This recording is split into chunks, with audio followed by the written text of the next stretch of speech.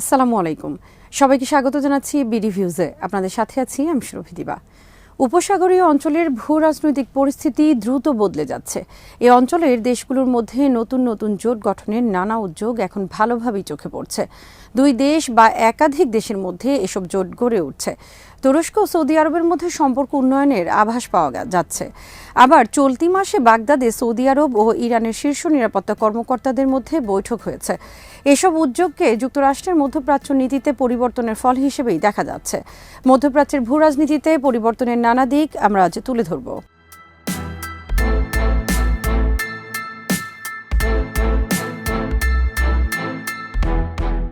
সংযুক্ত আরব আমিরাতের প্রেসিডেন্ট শেখ খলিফা বিন জায়েদের উপদেষ্টা আনোয়ার গারগাশ সম্প্রতি বলেছেন, গত বছর আগস্ট মাসে স্বাক্ষরিত আব্রাহাম চুক্তির ফলে মধ্যপ্রাচ্যের ভূ রাজনীতির নতুন এক চেহারা দেখা যাচ্ছে। ইসরায়েলকে 4টি আরব দেশের স্বীকৃতি প্রদান ও আঞ্চলিক নিরাপত্তা জোরদারের স্বাক্ষরিত আব্রাহাম চুক্তিকে তিনি বিকল্প কৌশলগত দৃষ্টিভঙ্গি হিসেবে বর্ণনা করেন। তবে তার এই দাবির কতটুকু যথার্থতা আছে তা নিয়ে অবশ্য বিতর্ক রয়েছে। ইসরায়েল ও সংযুক্ত আরব আমিরাতের মধ্যে সম্পর্কের যে পরিবর্তন ঘটেছে তার ফলে উপসাগরীয় অঞ্চলের রাজনীতিতে নতুন জোট গঠনের প্রবণতা সৃষ্টি হয়েছে বলে অনেক বিশ্লেষক মনে করছেন। পূর্ব ভূমধ্যসাগর, পশ্চিম এশিয়া ও পারস্য উপসাগরীয় অঞ্চলের 4টি দেশ গ্রিস, সাইপ্রাস, ইসরায়েল ও সংযুক্ত আরব আমিরাতের মধ্যে নতুন জোট দৃশ্যমান হয়ে উঠেছে।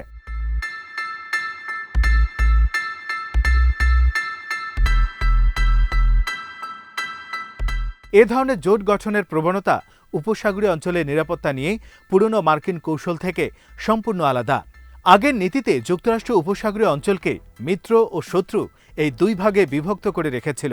মিত্র দেশগুলোকে ইরানের বিরুদ্ধে দাঁড় করিয়ে দিয়ে যুক্তরাষ্ট্র নিজের স্বার্থ হাসিল করত। কিন্তু নতুন নীতির ফলাফল কী হতে পারে তা এখনও নিশ্চিত নয়।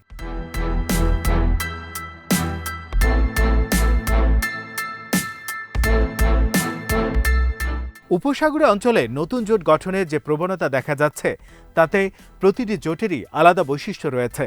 গত জানুয়ারিতে সৌদি আরব ও তার উপসাগরীয় মিত্ররা কাতারের উপর থেকে অবরোধ প্রত্যাহার করে দেশটির সাথে সম্পর্ক স্বাভাবিক করে। বাইডেন প্রশাসন ক্ষমতা গ্রহণের পর মধ্যপ্রাচ্যের ব্যাপারে নতুন কী নীতি গ্রহণ করেন তা নিয়ে উদ্বেগের কারণেই আগেভাগে কাতারের সাথে সমঝোতা করে ফেলে সৌদি আরব।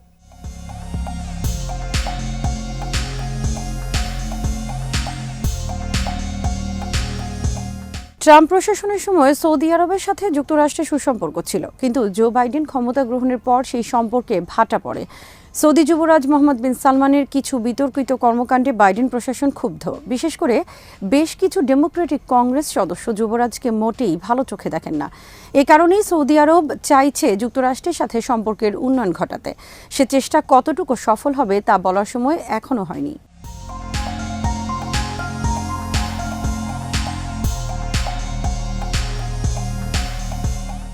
সৌদি আরব ও কাতারের মধ্যে সম্পর্ক স্বাভাবিক করার ফলে উপসাগরীয় সহযোগিতা পরিষদ জিসিসি দেশগুলোর মধ্যে সহযোগিতা বেড়ে গেছে তা নয়, তবে এর মাধ্যমে কূটনীতি জোরদার হয়েছে, কমে গেছে হুমকি পাল্টা হুমকির ঘটনা।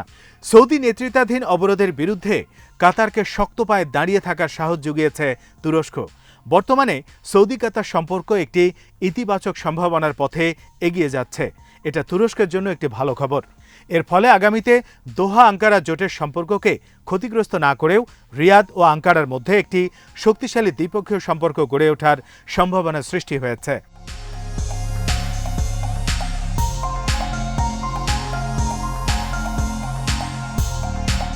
তুরস্কের সহায়তায় কাতার সৌদি নেতৃত্বাধীন জোটের অবরোধকে শক্তভাবে প্রতিরোধ করার ফলে পরোক্ষভাবে তুরস্কের আঞ্চলিক প্রভাব অনেক বেড়ে গেছে। তুরস্ক বর্তমানে একটি প্রভাবশালী আঞ্চলিক শক্তি। কাতারে তুরস্ক কাতারের যৌথ সামরিক ঘাঁটি ও সেখানে তুরস্কের সেনা সদস্যের উপস্থিতি নিঃসন্দেহে কাতারের মনোবল বহুলাংশে বাড়িয়ে দিয়েছে।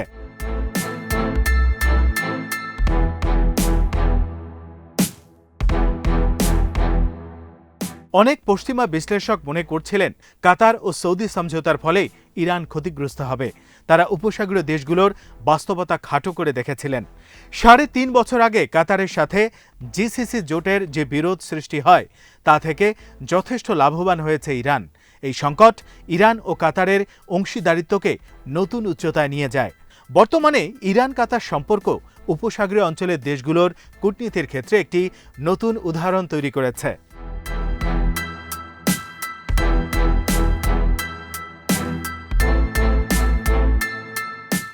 ভিয়েনায় ইরানের পরমাণু কর্মসূচি নিয়ে আলোচনা ভালোভাবেই এগিয়ে যাচ্ছে। যুক্তরাষ্ট্রের আলোচনায় ফিরে আসা এবং ইরানের ওপর অবরোধ প্রত্যাহার করার যে কথাবার্তা হচ্ছে তা সৌদি আরবকে ইরানের ব্যাপারে নতুন করে ভাবতে বাধ্য করছে। সম্ভবত এ কারণেই গত 9 এপ্রিল বাগদাদে ইরানের বিপ্লবী গার্ড বাহিনীর কুদস ফোর্সের প্রধান ইসমাইল খানের সাথে সৌদি গোয়েন্দা সংস্থার প্রধান খালিদ বিন আলী আল হুমাইদান এক গোপন বৈঠক করেছেন।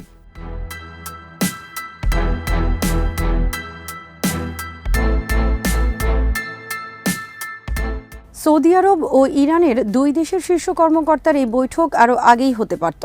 গত বছর জানুয়ারিতে যুক্তরাষ্ট্র বাগদাদ বিমানবন্দরে হামলা চালিয়ে ইরানি জেনারেল কাসেম সোলাইমানিকে হত্যা করার কারণে তা পিছিয়ে যায়। যুক্তরাষ্ট্র এখন ইরানের ব্যাপারে ইতিবাচক মনোভাব দেখানোর কারণে সম্ভবত সৌদি আরব ও ইরানের সাথে বৈঠকে আগ্রহী হয়েছে।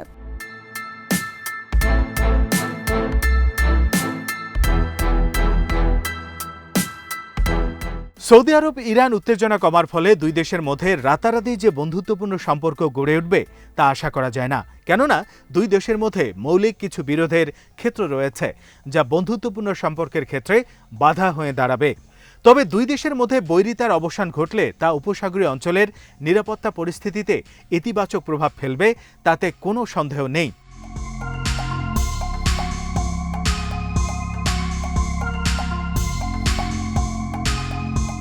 আগামী 1 বছরে ইরান ও যুক্তরাষ্ট্রের সম্পর্ক কোন দিকে মোড় নেয় তার উপর অনেক কিছু নির্ভর করছে। যদি ইরানের উপর যুক্তরাষ্ট্রের অবরোধ প্রত্যাহার করা হয় এবং ইরান আন্তর্জাতিক সম্প্রদায়ের সাথে মিশে যায়, তাহলে পশ্চিম এশিয়ার ভূরাজনৈতিক চিত্র আমূল পরিবর্তন হয়ে যেতে পারে। তখন ইরানের ইচ্ছা অনিচ্ছার উপর আঞ্চলিক স্থিতিশীলতা অনেকখানি নির্ভর করবে।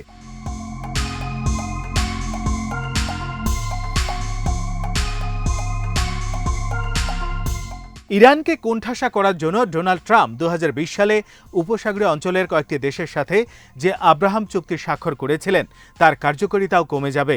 এটাই সম্ভবত ইসরায়েলের লুক ওয়েস্ট নীতির আংশিক ব্যাখ্যা।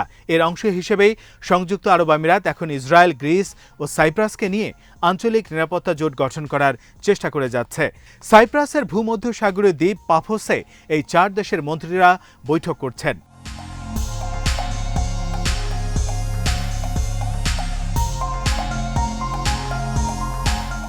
সাইপ্রাসের পররাষ্ট্রমন্ত্রী এই বৈঠককে এই অঞ্চলের জন্য একটি নতুন যুগের সূচনা বলে মনে করেন।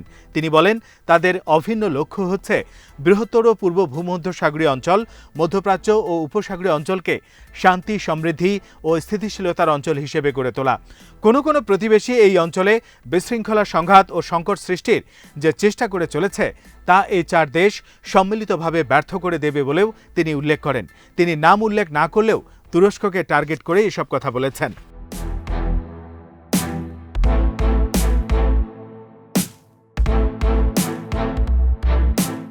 ইসরায়েল ও গ্রিস ইতোমধ্যে বৃহত্তম প্রতিরক্ষা চুক্তির কথা ঘোষণা করেছে।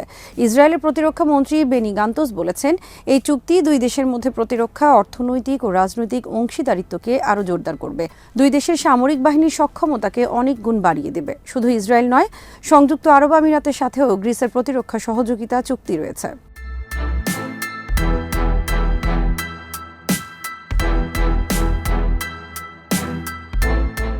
গ্রিস তার সামরিক শক্তি বাড়াতে ফ্রান্সের রাফালে ও যুক্তরাষ্ট্রের F-35 স্টাইল যুদ্ধবিমান সহ অন্তত 40টি অত্যাধুনিক যুদ্ধবিমান কেনার পরিকল্পনা নিয়েছে।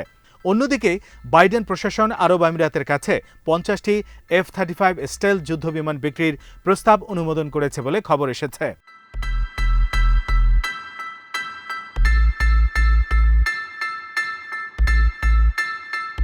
তুরস্কের আঞ্চলিক পরাশক্তি হবার ইচ্ছাকে প্রতিহত করতেই ইসরায়েল, গ্রিস ও আরব আমিরাত তাদের যে সমরাস্ত্রের ভাণ্ডার সমৃদ্ধ করছে তা সহজেই অনুমান করা যায়।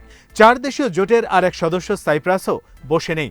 তারা যুক্তরাষ্ট্রের কাছ থেকে যুদ্ধবিমান ও অত্যাধুনিক সমরাস্ত্র সংগ্রহ করছে। লক্ষ্য করার বিষয় হচ্ছে, সৌদি আরব ও মিশরকে এই জোটে নেওয়া হয়নি, কেননা এই দেশ দুটি তুরস্কের সাথে তাদের সম্পর্ককে জোরদার করেছে।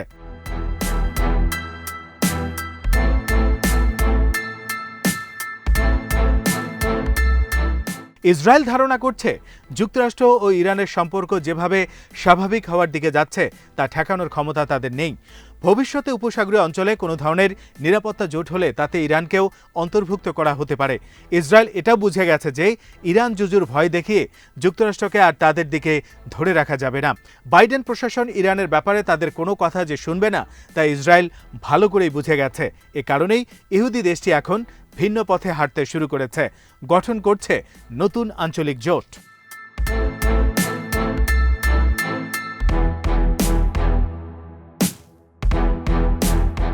আজ এখানেই শেষ করছি। সবাই ভালো থাকুন, সুস্থ থাকুন আর দেখতে থাকুন বিডিভিউজ। চ্যানেলটি ভালো লাগলে সাবস্ক্রাইব করুন, সংযুক্ত থাকুন আমাদের ফেসবুক পেজে, আমাদের ওয়েবসাইট bdviews.net ভিজিট করুন। আল্লাহ হাফেজ।